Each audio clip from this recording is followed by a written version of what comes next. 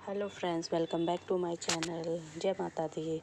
नवरात्रि के बाद कलश जल का क्या करना चाहिए और नारियल का क्या करना चाहिए, इसके बारे में मैं आपको जानकारी दूंगी। चैत्र नवरात्रि 2024। चैत्र नवरात्रि के बाद कलश विसर्जन किया जाता है। इस दौरान लोगों के मन में सवाल उठता है कि कलश के पानी का क्या करना चाहिए। नवरात्रि के अंतिम दिन यानी नवमी के दिन कलश विसर्जन किया जाता है। इस दौरान कई बातों का ध्यान रखना चाहिए। नवरात्रि के बाद कलश विसर्जन के समय पानी को पूरे घर में छिड़कना चाहिए।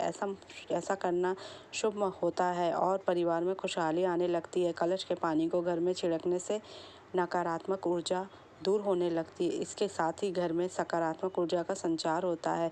अगर आप आर्थिक तंगी से जूझ रहे हैं, अगर आप लंबे समय से आर्थिक तंगी से जूझने की समस्या से परेशान हैं, तो नवरात्रि में कलश के पानी को घर में छिड़क दें। ऐसा करने से धन की कमी दूर होने लगती है। अगर परिवार में खुशी का आगमन नहीं हो रहा है, तो परिवार में उत्पन्न हुए कलेश को दूर करने के लिए घर में कलश के पानी का छिड़काव करें। इससे परिवार में सुख समृद्धि का आगमन होने लगता है। कलश के सिक्कों को कहाँ रखें? कलश स्थापना करते समय उसमें सिक्का डाला जाता है। कलश विसर्जन के बाद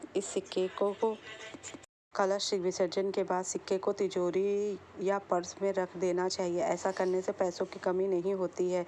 नारियल में कन्या पूजन के समय कलश के नारियल को प्रसाद के रूप में वितरित कर देना चाहिए। कलश के उपहार से उतारने के बाद नारियल को पवित्र जगह पर रखना चाहिए।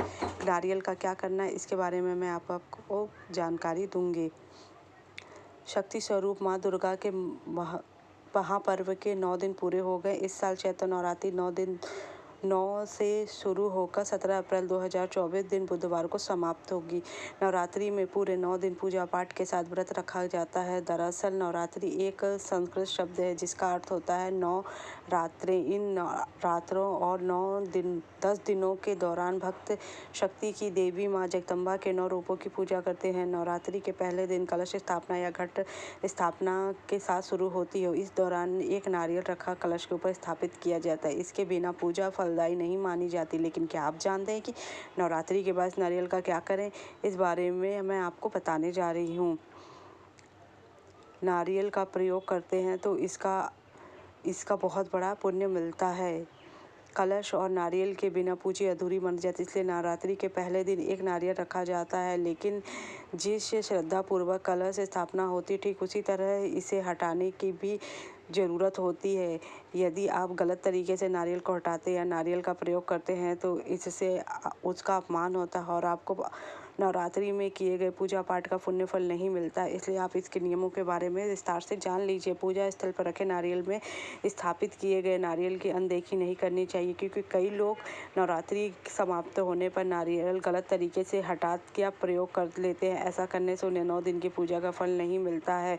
कलश पर रखे नारियल में माता रानी की विशेष कृपा होती है। ऐसे में नवरात्रि के बाद इस नारियल को नवरात्रि में लाल कपड़े से लपेटा जाता है। इसलिए इसको बहुत ध्यानपूर्वक ही इसका उपयोग करना चाहिए। इसके बारे में मैं बता रही हूँ। प्रसाद के रूप में खाए नारियल में स्थापित कलश के रूप में रखे नारियल को 9 दिन बाद विधिवत से हटाना चाहिए। इसके बाद इसको आप नदी या बहते पानी में प्रवाहित कर दें, या फिर बेहतर होगा कि आप इसको प्रसाद के रूप में कन्याओं को बांट दें और स्वयं भी खाएं। ऐसा करने से माँ से सुख समृद्धि पा सकते हैं। आप मुख्य दरवाजे पर बांधे। नवरात्रि के बाद कलश के नारियल को घर के मुख्य दरवाजे पर लाल कपड़े में लपेटकर बांध सकते हैं। इसके बाद अगली नवरात्रि के बाद पहले से बंधे नारियल को नदी में प्रवाहित कर दें और उसके बाद स्थान पर नए नारियल को बांध सकते हैं। प्रतिष्ठा प्राप्ति के लिए नवरात्रि के बाद कलश से हटाए गए नारियल को अपनी दुकान या ऑफिस आदि में रख सकते हैं। ऐसा करने से माँ दुर्गा की कृपा बनी रहती है और साथ में व्यापार में भी उन्नति आती है। चावल नदी में बहा दें, या तो आप उसे चावलों के साथ अन्य की जगह पे भी रख सकते हैं। हिंदू धर्म में पूजा पाठ के बाद पूजा की सामग्री को जल प्रवाहित किया जाए, चाहे वह नारियल हो या फिर कलश के नीचे रखे चावल। नवरात्रि के बाद सभी को जल में प्रवाहित कर बहा देना चाहिए। दरअसल ऐसा करने से कोई दोष नहीं लगता और पूजा का पूर्ण फल आपको मिल जाता है। तो इन सब छोटी छोटी बातों का आप ध्यान रखें। आज नवरात्रि के आखिरी दिन जब भी आप कलश से नारियल उठाए तो ऐसे उसको अनादर ना करें, उसको अच्छे से रखें। या फोड़ के कन्याओं को प्रसाद रूप में बांट दें या तो स्वयं खा लें।